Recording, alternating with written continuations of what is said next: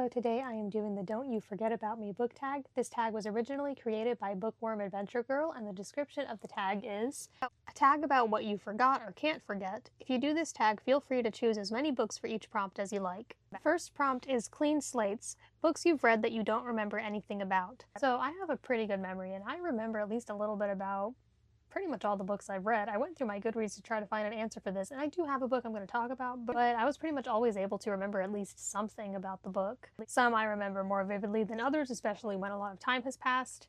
For this one, I am answering with one book, and that is a book I read 6.5 years ago at this point, and that is Sleeping Beauty, The One Who Took the Really Long Nap by Wendy Mass. Wendy Mass is one of my favorite authors. I've read many of her books. This one I read in the first half of 2019, I believe, and it's part of this series she has, Once Upon a Time. They're sort of these retellings, I think, for a young adult or middle grade audience, probably middle grade. Most of her books are middle grade. And she also has one about Beauty and the Beast, Rapunzel, and Robin Hood.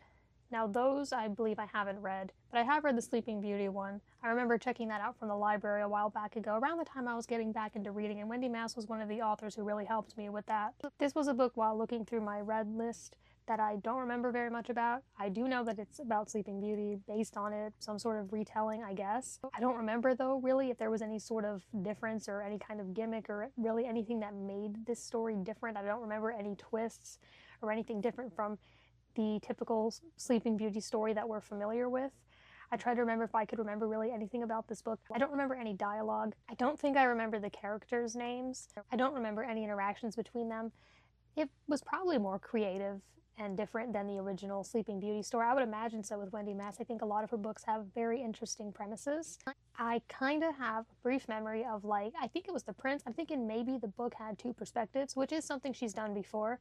Like, maybe it went between the princess and the prince. And I think maybe it was the prince standing outside of a castle in a field, but that doesn't really tell you anything. I think I just remember him standing outside, but that's pretty basic. I don't really remember anything about the book beyond that. I don't even remember how exactly it was described. I don't remember any of the words. It was a while ago, so it makes sense I didn't remember it much, but I'm not saying it was a bad book. It might have been good. Maybe I'd like it more nowadays.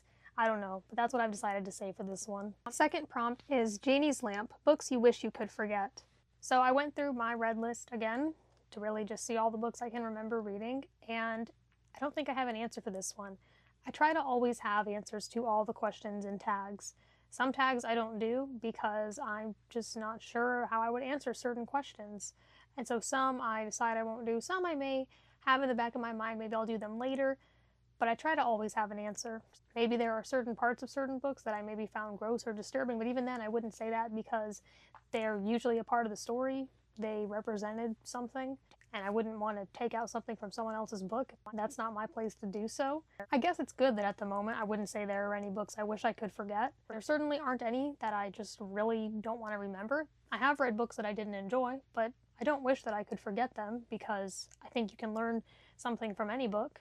And you can also learn what you like and don't like in a book. So through that, I've gotten experience, like you can learn from your mistakes. Not that reading those books was a mistake, but that's an example. And from reading those books, I still got something out of it, even if it was that I learned I didn't like the book or didn't like certain things within that book, because I do review something. So I think I am pretty noticing and analytical of what specifically I don't like about a book, like if I didn't connect with the characters or found it unrealistic or whatever the case may be. So I think I'm good at recognizing what I didn't like about it. So it certainly wasn't useless for me to read any book that I've read.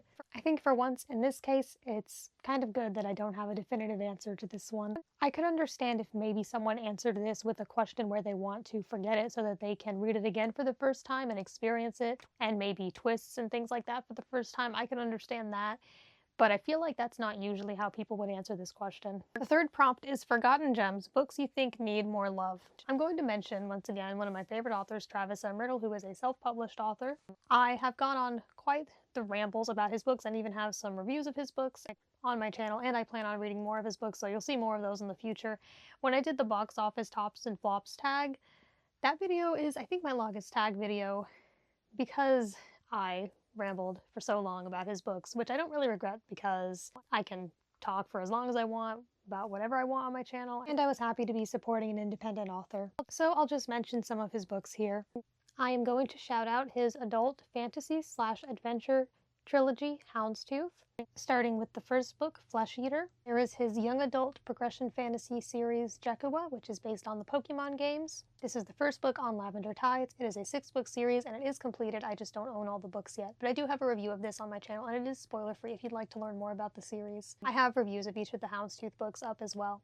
Or if you want to start off with something smaller and shorter, there is his middle grade portal fantasy novel, Wondrous. This is a standalone and this was his first novel and I thought it was very good. I read it 3 years ago. I also want to mention a couple of books I read more recently. I really enjoyed Trinity by Tom DeLonge and A.J. Hartley. This is a young adult/adult, it's kind of both, novel that would be considered science fiction, thriller, historical fiction. And although it takes place in 1962, it was published last year, I think that it has a lot of ideas that are still really relevant. So I'd love to see more people read this. And also, I thought Planet of Blood and Ice by A.J. Hartley was pretty good. Now this is not a standalone, unlike Trinity. This is the first book in the Cathedrals of Glass trilogy, which is currently incomplete. The second book is out. I don't know if the third book will be. I haven't heard any updates about it. But with this first book, I still enjoyed it. But even if the series is never finished, or if you only read the first book, yes, it clearly has more to the story because more has been written. But I wouldn't say that the first book, I don't know what the second book is like. I haven't read it yet, but I look forward to it. But I wouldn't say that the first book just leaves everything unresolved and doesn't feel like a real ending. I wouldn't really say that. It was intended for more to be written, and more has been written. Yeah, I thought this was pretty good. This is a young adult science fiction novel about a group of teenagers who get stuck on a moon instead of where they were supposed to go. And it's pretty dystopian as well. It takes place in the future, and the way that they live is very different from us. But I could also see us maybe getting to that point someday, and it was really interesting and fascinating to me to learn how they lived and how things worked. So yeah, this was a pretty good book as well. And I know that with both this book and Trinity, I believe I was the first person on BookTube to make a BookTube video review of it, so I'm proud of that. I'm happy to do that and support them. The fourth prompt says, Forget-Me-Nots, books you will always remember. As I looked through my books for this one, I felt that there were a lot I could say for this, but I decided to just say a few. I tried to think of the ones that were really significant. It's kind of hard with some because I've read a lot of really good books this year, but I'm not sure if I just feel that way because I recently read them and maybe I'll remember them less over time, though like I said earlier, I remember stuff about pretty much every book I read. I am going to say It's Not the End of the World by Judy Blume. I have often credited this book as the book that made me fall in love with reading. I enjoyed reading before, but I think reading this book in 5th grade during the time when we were supposed to read silently for, I think it was 30 minutes, I picked up this book because it was at the level I was at, because we had like bins with different reading levels, and I read this and really liked it and wanted to read more of Judy Blume's books, so I checked out more of her books from the library, and over the years I read more of her books. Now I've read most of her books. I haven't read the nonfiction or the adult books, but I plan on getting to it. Not all the adult books, like some of them right now aren't very interesting to me. Really the only adult novel of hers that's interesting to me at the moment is In the Unlikely Event, so I do plan on reading that at some point, but I have read all her children's books, middle grade novels, and young adult novels. So I read this in 5th grade, and I think I read it again when I got back into reading in 9th grade when I actually got my own copy of the book.